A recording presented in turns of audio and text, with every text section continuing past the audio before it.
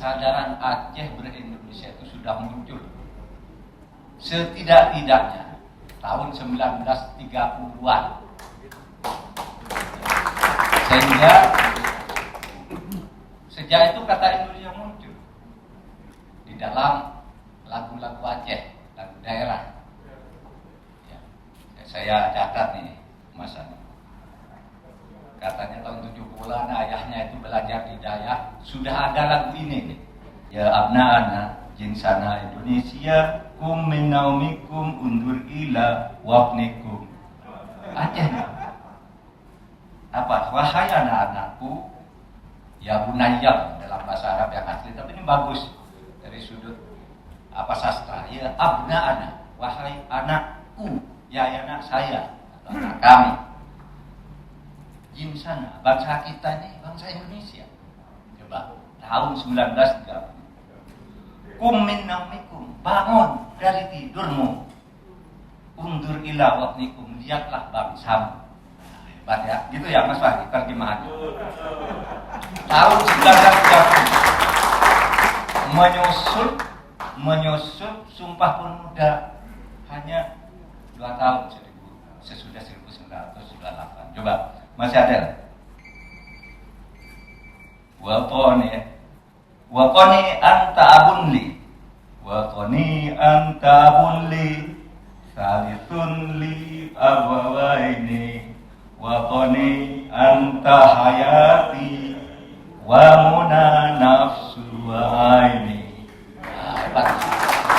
Ada kata Indonesia, ada kata waqon. Wahai tanah airku, engkau adalah ayahku. Engkau adalah yang ketiga dari kedua orang tua. Nah, hebat kan? Jadi yang menghormati pertama ayah, ibu, bangsa, tanah air. Sama dengan Madura, ayah, ibu, pemerintah. Guru. Gitu. Wahai tanah airku, engkau adalah kehidupanku, segala puji dan persembahan jiwaku serta pandangan mataku kepadamu. Jadi visi bangun bersama itu di Aceh, saudara. Ternyata bukan hanya di Aceh. Di Jawa dulu kan ada lagu terkenal Subhanul Waqon yang dikembangkan oleh Nuru Jawa, sama isinya. Muhammadiyah juga, coba. Kalau Subhanul Waqon itu ya lal waqon, ya lal waqon, ya lal waqon, hubul waqon minal iman, wala takun minal firman, inhadu ahlal waqon. Indonesia biladi anta unwanul fakhoma, kullu mayyatika yauma qamihan yalqahimama. Berapa artinya? Aduhai tanah airku, cinta tanah air itu adalah sebagian dari iman. Wala takun minal khidman, jangan takut menghadapi rintangan. Bangkitlah hai bangsaku. Indonesia biladi, Indonesia itu adalah negaraku. Engkau lambang marwahku, lambang martabatku, wahai Indonesia. Oleh sebab itu siapa saja yang menghadang di depanku akan kuhajar habis-habisan sehingga bersimpuh di duli Indonesia. Hebat Indonesia. Sama, jadi di tahun-tahun itu sudah muncul rasa keindonesiaan itu. Nah, Muhammadiyah sama tuh. Sang surya telah bersinar, syahadat dua melingkar, warna yang hijau berseri membuatku rela hati. Sama dengan Aceh tadi. Kum min naumikum, sang surya sudah bersinar. Bangun, Indonesia bangkit. Coba, di tahun 30-an, saudara. Oleh sebab itu kita bangga dan terharu punya Indonesia yang berangkat dari kebersamaan, kebersatuan, lintas etnis. Katanya sih, suku bangsa kita itu lebih dari 1360 pernah ditulis oleh Kementerian Dalam Negeri pada data statistik tahun 2017. 10 dulu. Bahasanya 726 bahasa. Pulaunya 17.508. Bersatu, ber-Indonesia tadi. Sehingga ketika muncul kesadaran min naumikum undur ila watnikum, maka bangkitlah Indonesia. Nah, oleh sebab itu bagi kita perdamaian Aceh di Helsinki itu tidak bisa hanya dianggap sebuah upaya menghentikan kekerasan-kekerasan yang mengganggu keamanan, tetapi merajut kembali keindonesiaan kita yang sangat indah di dalam bingkai NKRI itu. Nah, saudara sekalian, 17 Agustus 1945 sekarang adalah bulan peringatan di Agustus ini. Ya. Itu kita bersatu dan kita bangga dengan itu. Indonesia menjadi sebuah negara besar dan diharapkan terus membesar. Nah, saudara, apa kuncinya? Mumpung ini seminar, ada 2 kunci untuk membangun keindonesiaan di dalam keberagaman. Sekurang-kurangnya 2 kunci kalau dalam konteks seminar yang diadakan oleh diaspora ini. Pertama adalah keutuhan ideologi, melindungi segenap bangsa dan seluruh tumpah darah Indonesia. Itu satu. Oleh sebab itu negara harus hadir untuk melindungi segenap bangsa dan seluruh tumpah darah Indonesia dari perpecahan atau dari disintegrasi teritori maupun disintegrasi ideologi.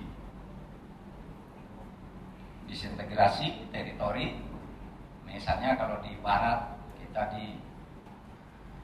diganggu oleh masalah Natuna, itu kan integritas teritorial kita sudah lama, sejak zaman Pak Hasan, Pak Hamid jadi menteri dulu.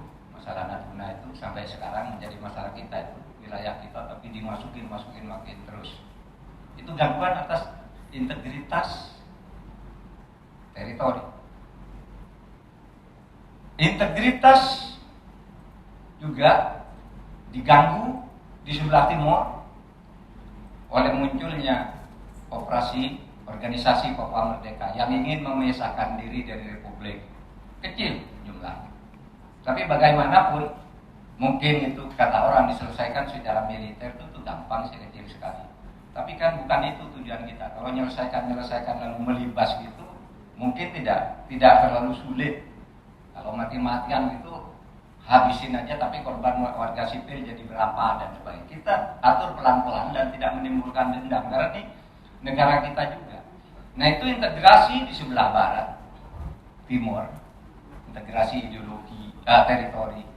Lalu terhadap integrasi ideologi, sekarang ini munculnya gerakan-gerakan radikal di berbagai tempat yang merasa bahwa Indonesia tidak tepat sebagai sebuah negara. Ideologinya harus diganti dengan ideologi asing, sehingga memunculkan gerakan-gerakan radikalisme yang berbentuk 3 hal radikalisme. 1, intoleran. Yang kedua, wacana. Pertarungan wacana ideologi ini salah, yang benar ini. Kita mayoritas harus pakai ideologi khilafah misalnya. Intoleran betul enggak Islam, tapi yang lebih bahaya lagi dari radikalisme itu bentuk pemunculannya yang ketiga, yaitu terorisme. Nah, ini yang kita hadapi sekarang di bidang politik, hukum, dan keamanan. Nah, saudara sekalian, oleh sebab itu mari kita bekerja. Yang pertamanya menjaga keutuhan ideologi ini dengan banyak memberikan pengertian-pengertian kepada masyarakat bahwa Indonesia ini sudah final. Itu 1, ideologi. Nah, saudara, kalau bagi orang Aceh, bagi orang Islam, saya tadi banyak ngutip bahasa Arabnya karena banyak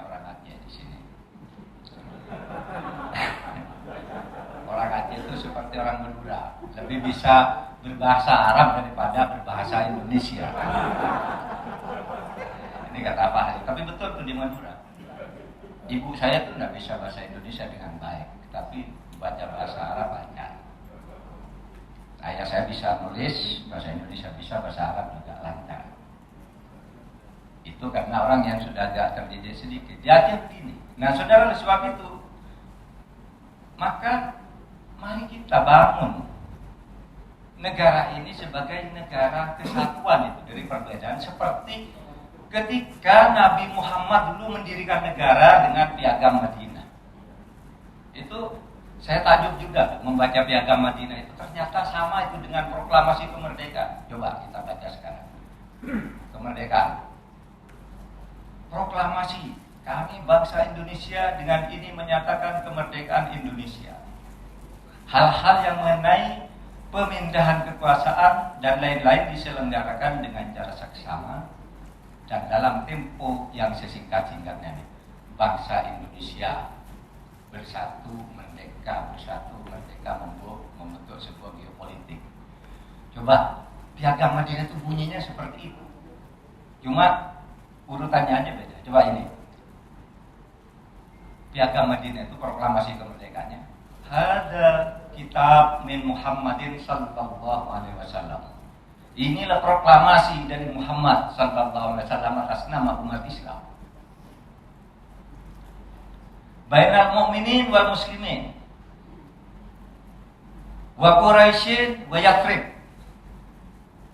wa man tabi'ahum falahiqu bihim wa jahada ma'ahum. Ini antara orang mukmin, orang Islam, orang Quraisy, suku Yathrib, wa man tabi'ahum, dan pengikut-pengikut mereka yang beragama macam-macam. Falahiqu bihim, menyatakan bersatu, bergabung, wajah hadamahum, dan berjuang di antara mereka untuk melawan kekuatan lain. Wa annahum ummatun wahidatun min dunin nas, dan mereka di negara yang didirikan Nabi Muhammad ini yang punya keberagaman tanpa membedakan suku, membedakan agama. Ummatun wahidatun adalah umat yang satu, negara, sebuah realitas geopolitik yang satu di tengah geopolitik umat manusia yang berbeda-beda. Sama ini dengan pidatonya Bung Karno. Oleh sebab itu, saudara, ideologi ini sudah benar. Yang harus kita pertahankan negara Pancasila ini. Karena itu sebenarnya itu kan merupakan hasil pergulatan sangat keras. Artinya secara intelektual, secara pergulatan, lalu ketemu di sini. Kita ketemunya di Pancasila. Inilah yang dikatakan falahiqu bihim. Mereka bersatu membulatkan tekad yang sama untuk berjuang bersama. Itulah falahiqu bihim wa jahada ma'ahum. Inilah Indonesia. Oleh sebab itu kita sedih dulu ketika Aceh. Kok Aceh ribut, ada yang ingin pecah menjadi Aceh merdeka dan sebagainya. Kita sedih. Nah, sekarang sudah bersatu, mari kita jaga ini. Tadi bersatu itu kesatuan ideologi. Yang kedua, keadilan. Saudara, pemberontakan di berbagai negara, pecahnya suatu bangsa itu karena ketidakadilan itu sebenarnya. Oleh sebab itu, kalau kita sudah punya kesatuan ideologi tadi, yang secara syar'i berkiblat kepada Nabi Muhammad saat membuat Piagam Madinah, maka kita harus bangun pemerintahan yang adil. Karena kalau pemerintahan tidak adil, itu kehancurannya lebih gampang. Kata Nabi dulu kan, kenapa kamu harus berlaku adil? Karena ketidakadilan itu menghancurkan negara. Sayyidina Ali yang dikutip oleh Ibnu Taimiyah, dikutip lagi oleh Nur Khodis Majid dan sangat terkenal di Indonesia, pernah mengatakan begini: Tabaqo ad-daulah al-adilah wa in kanat kafiratan wa tafna ad-daulah ad-dhalimah wa in kanat muslimatan. Akan kuat dan bisa abadi suatu negara yang diperintah dengan adil itu, meskipun mungkin kafir tidak Islam, penduduknya banyak tidak Islam.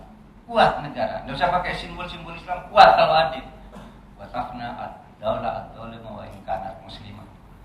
Dan negara akan hancur, binasa kalau diperintah dengan zalim meskipun orang-orangnya Islam. Coba lihat sejarah dunia kan, negara Islam banyak hancur karena keadilan. Orang yang tidak Islam maju karena diperintah dengan penuh keadilan. Demikian pengantar dari saya. Mudah-mudahan 17 tahun Aceh Damai ini terus memberi kedamaian dan memperindah masa depan Indonesia yang bersatu, berdaulat, merdeka, adil, dan makmur. Assalamualaikum warahmatullahi wabarakatuh.